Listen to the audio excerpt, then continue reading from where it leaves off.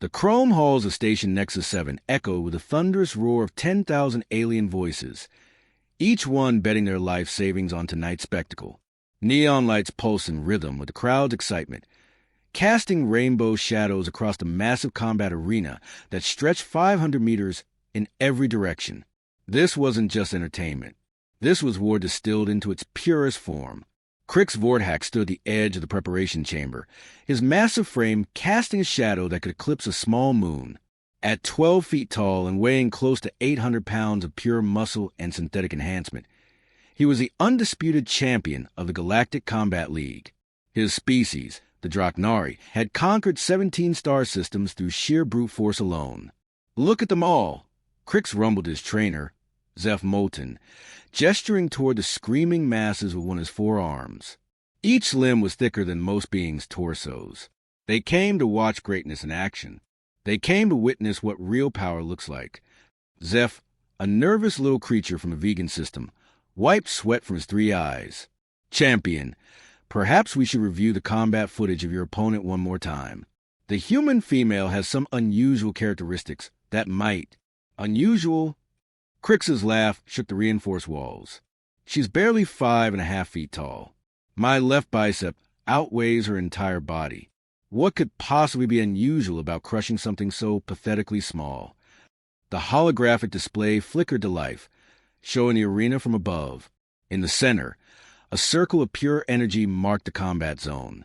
Outside that circle lay instant disqualification and eternal shame. Inside, there were no rules except one: last being standing wins.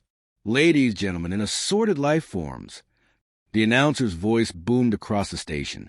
"Welcome to the championship match of the millennium. In the red corner, standing 12 feet of pure destruction, the conqueror of worlds, the breaker of bones, the one, the only Krix Vorthack." The crowd erupted. Cheers, roars, and what sounded like several species having religious experiences filled the air. Krix raised all forearms, flexing muscles that could crush starship hulls.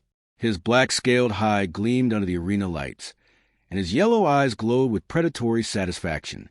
And in the blue corner, the announcer continued, though his voice carried a note of uncertainty, representing the recently discovered species called humans, standing 5 feet 6 inches, weighing 130 pounds, the challenger who has never lost a match despite being completely unknown until 6 months ago, Maya Chen. The cheers died to confused murmurs. Then silence. Then what could only be described as polite, uncertain clapping. Maya walked into the arena like she was heading to a coffee shop, not a fight to the death. Her black hair was pulled back in a simple ponytail, and she wore what appeared to be standard-issue gym clothes from some human athletic manufacturer. She didn't flex. She didn't roar. She didn't even acknowledge the crowd. Instead, she yawned. Not a little, polite yawn. A full, mouth-opening, eye-watering, genuine yawn that somehow carried across the entire arena despite the advanced sound-dampening systems. "Is she bored?"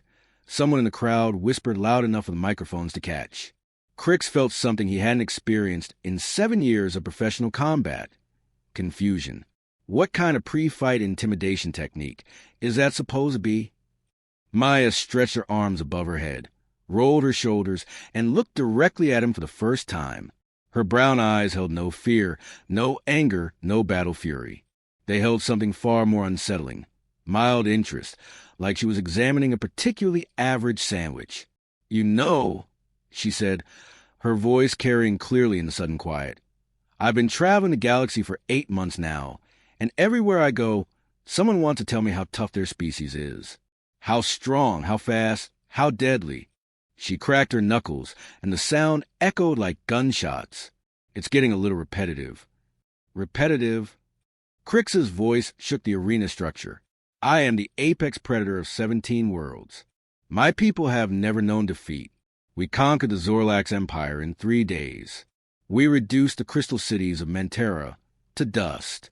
We..." Yeah. Maya waved a hand dismissively. "You're very scary. I'm sure the tourism board is thrilled." She began doing what appeared to be casual warm-up stretches. "Tell me something, though. Big guy, have you ever wondered why humans haven't been conquered by anyone? The question hung in the air like a challenge.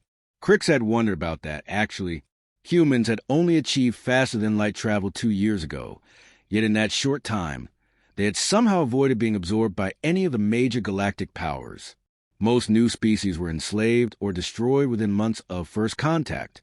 I assumed it was because you were too primitive to be worth the effort, Krix replied, though his voice lacked its earlier confidence. Maya's smile was sharp enough to cut diamond. That's what everyone assumes, right up until they find out why we're called the Death World species. The arena's environmental systems kicked into high gear, trying to compensate for the sudden chill that seemed to fill the air. Death World species. The crowd's murmur took on a nervous edge. Death worlds were planets so hostile that evolution turned their inhabitants into living weapons just to survive another day. Impossible, Krix snarled. Earth's classification is barely a Class 3 biosphere. My homeworld Drakner is a Class 8. We evolved in lava fields while fighting acid-breathing predators.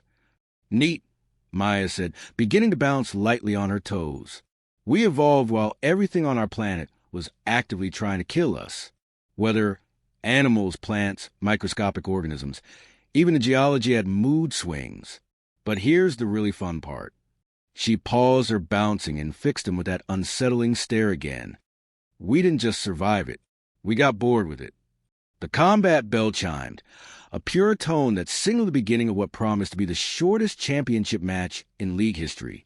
Krix exploded forward with the force of a missile strike, his forearms reaching for the tiny human, with enough combined strength to tear through battle tank armor.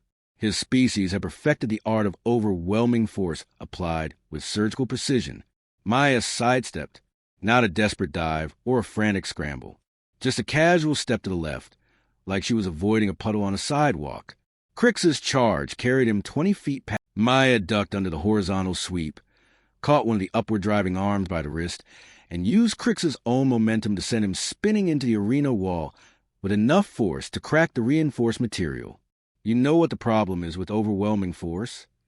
Maya asked conversationally as Krix extracted himself from the wall-shaped dent he'd created. It only works if you can actually land it on something. Rage finally overtook confusion in Krix's mind. He had spent 7 years being the unstoppable force that met no immovable objects. His pride, his reputation, his entire sense of identity was built on being the strongest thing in any room. "I will crush you," he roared, his voice cracking with fury. "I will break every bone in your pathetic body. I will—" "Will you, though?" Maya interrupted. "Because so far, you've mostly been hitting walls and empty air." She began walking toward him, not with the cautious approach of fighter, but with the casual confidence of someone taking an evening stroll. "Let me tell you something about humans. Big guy, we're persistence predators." Krix swung again, a massive haymaker that could have decapitated most species. Maya simply wasn't there when it arrived. "We evolved chasing our prey across continents," Maya continued, now somehow behind him. "We don't give up. We don't get tired. We just keep coming." Each word was punctuated by her appearing in a different position. Always just out of reach. Always just close enough to be maddening. "And here's the really cruel part," she added, now standing directly in front of him again. "We're smart enough to learn from everything you do. Every swing, every charge, every pattern. We catalog it, analyze it, and turn it against you." Krix's next attack was more desperate than strategic, all 4 arms flailing in a berserk display of brute force that would have reduced most opponents to paste. Maya caught 2 of his wrists, used them as leverage points, and somehow redirected his entire attack into a throw that sent him tumbling across the arena floor like a discarded toy. "The thing is," Maya said, dusting off her hands, "your species conquered 17 worlds through intimidation and overwhelming initial attacks. You've never had to actually fight something that fought back effectively. You've never had to adapt, evolve, or overcome. You just won through being bigger." Krix climbed to his feet, his black scales now dulled with exhaustion and confusion. This wasn't how combat worked. The stronger fighter was supposed to win. That was a natural order. That was how the universe functioned. But humans— Maya smiled that sharp smile again. "We've been fighting impossible odds since we figured out how to make fire. Every single day on Earth was a death match. Every meal was earned. Every night survived was a victory. And somewhere along the way, we stopped seeing overwhelming force as intimidating. She gestured at his massive frame with casual dismissal. We started seeing it as inefficient. Krix charged one final time, pouring everything he had left into an attack that would either end this fight or end him. It was a beautiful display of power, technique, and desperate fury combined into a single devastating assault. Maya yawned again. Then she stepped forward, inside his guard, and did something that defied every law of physics, biology, and common sense that Krix understood. She poked him in the chest with one finger. The impact sent him flying backward through the air, across the entire arena, and into a far wall with enough force to create a crater. He slid down the wall and landed in a heap, his vision swimming, and his body refusing to obey his commands. As consciousness faded, he heard Maya's voice carrying across the stunned silence of the arena. "The problem with bragging about your species' strength," she said, walking away without looking back, "is that you assume strength is what matters." The crowd remained silent for a long moment. Then someone started clapping. Slowly, others joined in. Within minutes, the applause had become a thunderous ovation that shook the station's superstructure. Maya waved politely to the crowd and headed for the exit, already looking forward to her next meal and wondering if the station's cafeteria served anything resembling decent coffee. Behind her, Krix stared at the ceiling, his worldview as shattered as the arena wall, wondering what exactly had just happened to everything he thought he knew about the universe. 3 hours after the most shocking upset in galactic combat history, Maya Chen sat in the station's surprisingly decent noodle bar, slurping what passed for ramen while reviewing match offers on her tablet. The numbers were getting ridiculous. Apparently, getting poked unconscious by a human had made Krix Vorthak the most famous loser in the galaxy. "Excuse me, Miss Chen." Maya looked up to find a delegation of nervous-looking aliens crowding around her table. The leader was a tall, crystalline being whose entire body seemed to shimmer with internal light. Behind him stood representatives from at least 6 different species, all wearing the elaborate robes that marked them as Galactic Council members. "Let me guess," Maya said, not pausing in her noodle consumption. "You want to talk?" The crystalline being's light flickered anxiously. "I am Ambassador Veltar of the Luminous Collective. We represent the major powers of the Andromeda Spiral. Your performance tonight has raised certain concerns." Maya gestured to the empty chairs around her table. "Sit, but I'm not sharing my noodles." As the delegation awkwardly arranged themselves around the small table, Maya noticed they were all keeping what they probably thought was a respectful distance. She'd seen that look before. It was the same expression people wore when approaching a sleeping tiger. "Miss Chen," Ambassador Veltar began carefully, "we need to understand what exactly happened in that arena. Our sensors detected energy readings that should have been impossible for an unaugmented biological being." "Unaugmented?" Maya raised an eyebrow. "Who said I was unaugmented?" The entire delegation stiffened. A blue-skinned humanoid with gills instead of ears leaned forward. "Are you saying humans possess cybernetic enhancements? Genetic modification? Psionic abilities?" Maya's laugh was warm and genuinely amused. "Oh, you sweet summer children. No, we don't have any of that fancy stuff. What we have is much worse from your perspective." She set down her chopsticks and fixed the delegation with that unsettling stare that had become her trademark. "We have evolution. All species evolve," protested an insectoid creature, whose translator rendered his clicks as pompous indignation. "That's hardly unusual." "Not like we did," Maya replied. "See, most species evolve on worlds that are either hostile or comfortable. Your crystal friend here probably comes from a world with stable weather, predictable geology, and maybe 1 or 2 apex predators to keep things interesting."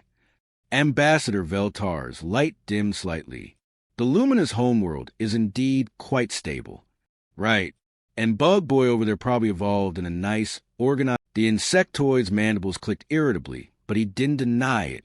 Maya leaned back in her chair, and somehow the casual movement made every member of the delegation tense up. Earth was different. Earth was actively malicious. We had ice ages that lasted for millennia, followed by greenhouse periods that boiled the oceans. We had supervolcanoes that blocked out the sun for years at a time. We had asteroid impacts, solar radiation, tectonic shifts that rearranged entire continents. She paused to take another bite of noodles, letting the implications sink in. But that was just the geology. The biology was worse. Everything on Earth evolved to kill everything else as efficiently as possible. Plants that were toxic to touch. Animals with venom that could drop a creature 50 times their size. Microscopic organisms that could wipe out entire populations. Weather patterns that could go from calm to deadly in minutes. The blue-skinned humanoid swallowed nervously. Surely that would drive most species extinct. It did. 99.9% of everything that ever lived on Earth died out. Mass extinctions were practically a hobby for our planet. Maya's smile was sharp enough to cut through hull plating. But here's the thing about the survivors. We got really, really good at not dying. She stood up, and an entire delegation flinched backward. Humans evolved from prey animals who learned to hunt. We developed brains capable of complex problem-solving while running for our lives. We learned to use tools while dodging predators that could smell us from miles away. We figured out agriculture while dealing with weather that could destroy crops without warning. We built civilizations while fighting diseases that could kill 90% of a population. Maya began pacing around the table, and the ambassador's head swiveled to track her movement like prey animals watching a predator. Every single human alive today is a descendant of billions of years of survival of the fittest, taken to its logical extreme. We're not just adapted to hostile environments. We're adapted to environments that change, that evolve, that fight back. She stopped directly behind Ambassador Veltar, who nearly jumped out of his crystalline skin. That's why your friend Krix never had a chance. He was bred for overwhelming force against static targets. I was bred for adaptive problem-solving against impossible odds. But the energy readings, the insectoid insisted. Our sensors detected massive force multiplication during your final attack. Maya returned to her seat and picked up her chopsticks again. Oh, that? Yeah. Humans discovered something interesting about physics a few centuries ago. It's not about how much force you can generate. It's about how efficiently you can apply it. She demonstrated by picking up a single noodle with her chopsticks, a feat that required precise muscle control and coordination. Krix was trying to smash me with a sledgehammer. I was performing surgery with a scalpel. He was using every muscle in his body to generate maximum force. I was using the minimum force necessary, applied at exactly the right point, in exactly the right direction, at exactly the right moment. The blue-skinned ambassador leaned forward. Are you saying you calculated the precise biomechanical vector necessary to? I'm saying I poked him where it would hurt the most. Maya's grin was wicked. Humans have been studying anatomy for thousands of years. We know where the weak points are. Every species has them. A uncomfortable silence fell over the table. Finally, Ambassador Veltar found his voice. Miss Chen, we need to discuss humanity's place in the galactic community. Your species have been operating independently since first contact, refusing all invitations to join established power structures. Can you blame us? Maya gestured toward the viewing ports, where the lights of hundreds of different ships created a glittering display against the stars. Every invitation we've received has been from species who want to either conquer us or study us. Nobody's offered us partnership. Because you're terrifying, the insectoid blurted out. You fight like demons, think like machines, and adapt like viruses. How are we supposed to negotiate with something that treats our greatest champions like minor inconveniences? Maya's expression softened slightly. There's the real question. You're not afraid of humans because we're strong. You're afraid because we're unpredictable. She stood up again, but this time her movement was less predatory and more sad. Every species we've met has been shaped by their environment to fill a specific niche. You're all perfectly adapted to your homeworlds and the challenges they presented. But that also means you're specialized, limited. When you encounter something outside your evolutionary parameters, you don't know how to respond. Maya walked to the viewing port and stared out at the star field. Humans are generalists. We adapted to survive anything our world could throw at us. which means we can adapt to survive anything the galaxy throws at us. That's not a threat. That's an opportunity. Ambassador Veltar's light flickered with what might have been hope. An opportunity? Think about it, Maya said without turning around. Every major galactic power is stuck in the same patterns that got them to where they are. The Draknari conquer through force. The luminous collective expands through economic pressure. The hive clusters grow through reproduction. Everyone's playing the same games they've been playing for millennia.